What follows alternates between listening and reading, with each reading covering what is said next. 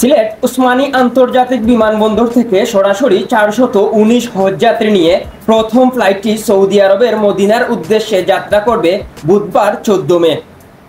এবছর সিলেট থেকে 5টি ফ্লাইটে সরাসরি 2095 হজযাত্রী সৌদি আরবে যাবেন। বিমান বাংলাদেশ এয়ারলাইন্সের সিলেট জেলা ব্যবস্থাপক মোহাম্মদ শাহনেওয়াজ তথ্যটি নিশ্চিত করেছেন।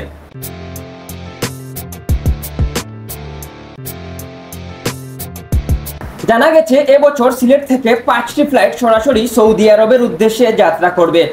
বুধবার 14 মে সরাসরি মদিনার উদ্দেশ্যে 419 যাত্রী নিয়ে যাবে প্রথম ফ্লাইট। বাকি 4টি ফ্লাইট যথাক্রমে 23, 25, 26 ও 29 মে সিলেট জেদ্দা রুটে পরিচালিত হবে।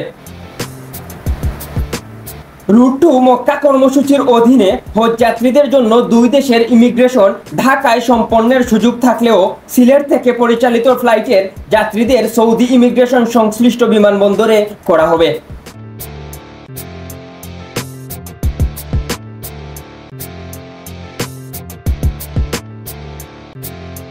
জেলা ব্যবস্থাপক মোহাম্মদ শাহনেওয়াজ মজুমদার বলেন, সিলেটের হজ যাত্রীদের সুবিধার কথা চিন্তা করে এবছর 5টি ফ্লাইট সরাসরি সিলেট থেকে পরিচালনার সিদ্ধান্ত হয়েছে।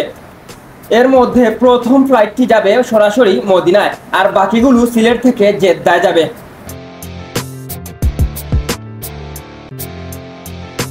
Association of travel agents of বাংলাদেশের সিলেট জোনের সভাপতি মোহাম্মদ জিয়াউর রহমান খান বলেন, হজ ফ্লাইটের জন্য সব প্রস্তুতি সম্পন্ন, এবছর কোনো সমস্যা হয়নি।